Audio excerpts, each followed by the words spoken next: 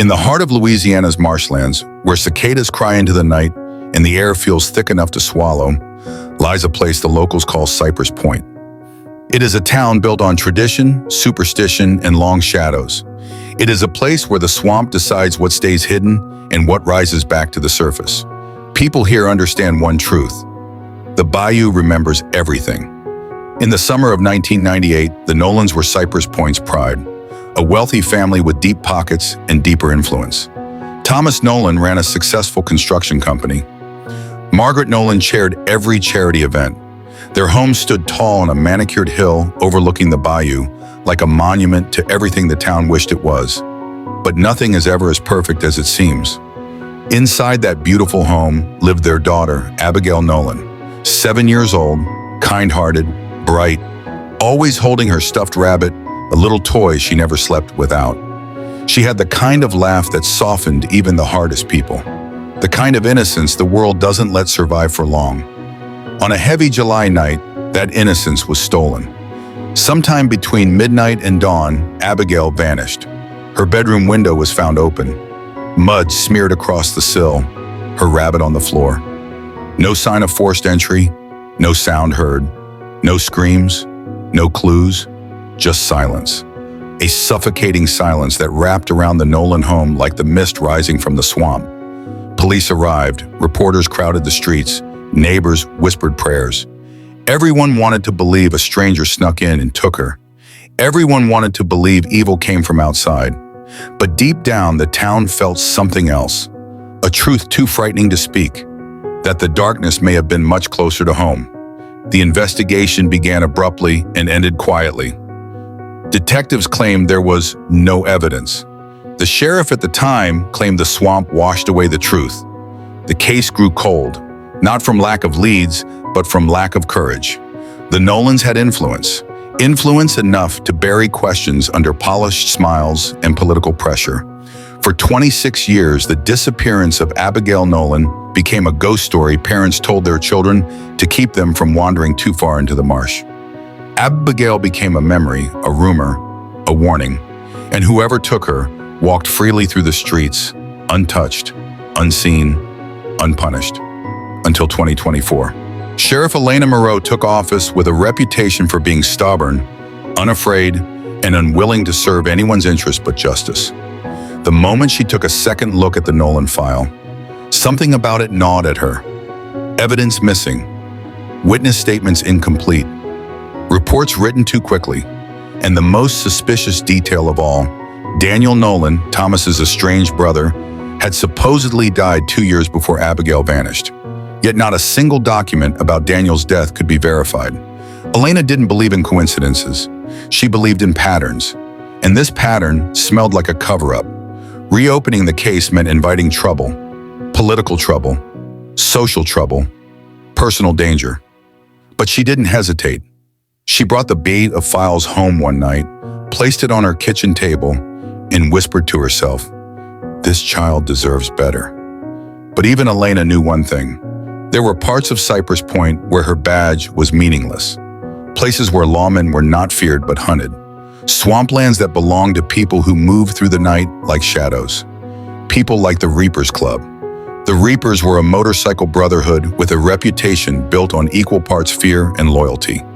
They weren't criminals, but they were not saints either. They lived in the gray space between justice and vengeance. And when children went missing or traffickers moved through the bayou, the Reapers were often the ones who found what the law couldn't. Duke was their leader, a rugged man in his 50s with steel blue eyes that had seen too much and a voice that never needed to rise to be heard. Sparks was the club's tech expert, quiet, intense, always typing, always watching. There were others too, prospects, mechanics, riders. But Duke and Sparks were the backbone of the club.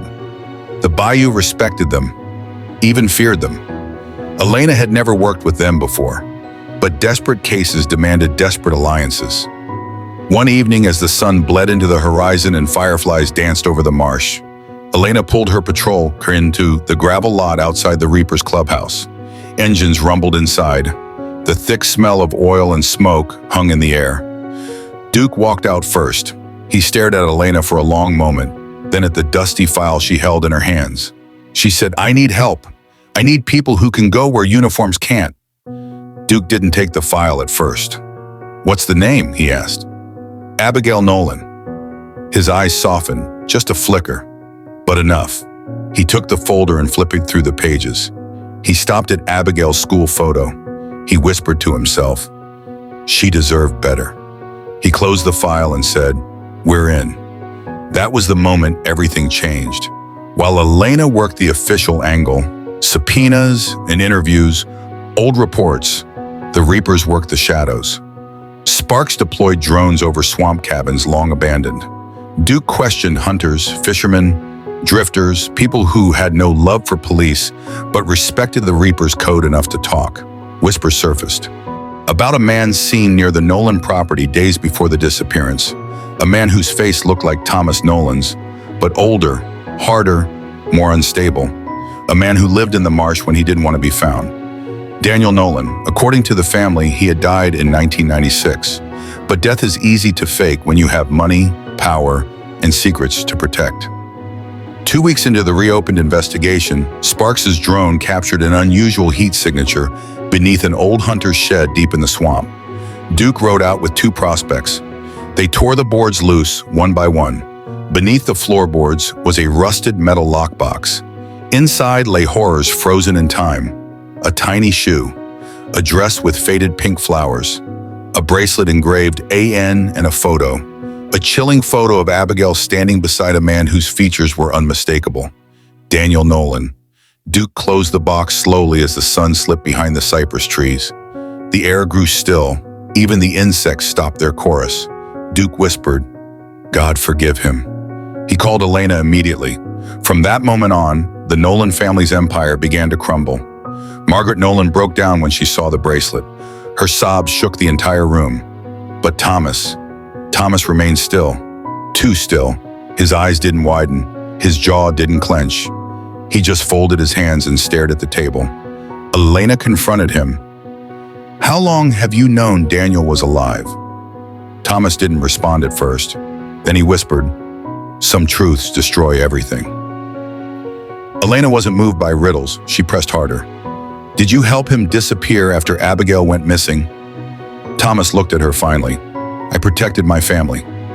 Duke confronted Thomas later that night. He didn't threaten him, he didn't need to. He simply said, "You hid the truth. You buried your daughter twice." Thomas broke. The weight of 26 years of lies finally pulled him under. He admitted Daniel had been mentally unstable. He admitted he had paid the old sheriff to shut down the investigation. He admitted Abigail was taken by Daniel during a violent episode, one he claimed resulted in an accidental fall. But Duke had seen this story before, in trafficking cases, in abuse cases, in situations where grown men blamed accidents for unspeakable acts. There was no accident. Daniel sensed the walls closing in. He ran into the bayou, but the swamp belonged to the Reapers. They tracked him like a wounded animal. Sparks monitored his burner phone. Prospects surrounded escape routes. Duke followed fresh footprints into the muck. He found Daniel by the water's edge, trembling. Mud streaked across his face. His eyes were wild, unfocused. A broken man clinging to a lie. Daniel whispered, "I didn't mean to hurt her. She got scared. She slipped." Duke stepped closer. "She trusted you. That was the part you killed." When Elena arrived, Daniel was already on his knees, hands bound. Duke turned away as she read Daniel his rights. He couldn't bring himself to look at the man who stole Abigail's life. 2 weeks later, the bayou revealed its last secret. Heavy rains flooded old burial sites. Tree roots shifted, mud loosened. A fisherman found skeletal remains tangled beneath the cypress roots near the deepest part of the swamp. DNA confirmed what the town had feared for years. It was Abigail. Elena called Duke the moment she received the results. Duke gathered Sparks and several Reapers, and together they escorted her to the marsh where Abigail's remains had surfaced. No one spoke, not a single word. Duke removed his gloves and bowed his head. Sparks wiped his eyes when he thought no one was looking. Elena whispered, "You can rest now, baby girl." Abigail Nolan finally came home. The fallout struck Cypress Point like a storm. Daniel Nolan was sentenced to life in prison. Thomas Nolan was charged with obstruction, conspiracy, and destruction of evidence, his business collapsed. Margaret left town to live with her sister. The Nolan home, once a symbol of success, stood empty and decaying. And the Reapers Club, they didn't stay for praise. They didn't ask for recognition. They simply rode back into the night, engines echoing like thunder rolling across the marsh. They returned to their clubhouse, sat down, and poured whiskey in silence. Justice didn't give them joy. It never did. It only reminded them why they kept fighting. In the echo of it all, one truth remained. Evil doesn't always come from the shadows. Sometimes it grows inside the walls we trust the most. Inside families, inside homes, inside the hearts of people who smile in public and hide monsters in private. But even the deepest secrets cannot stay buried forever. Not in Cypress Point, not in the Bayou, and not when there are people willing to walk into darkness to pull the truth back into the light. As you leave this story behind, remember this.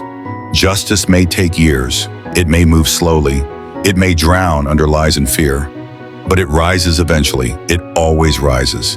And if you want to continue walking with us into these shadows, if you want more investigations where hidden truths are dragged from the swamp and brought into the daylight, then stay with us.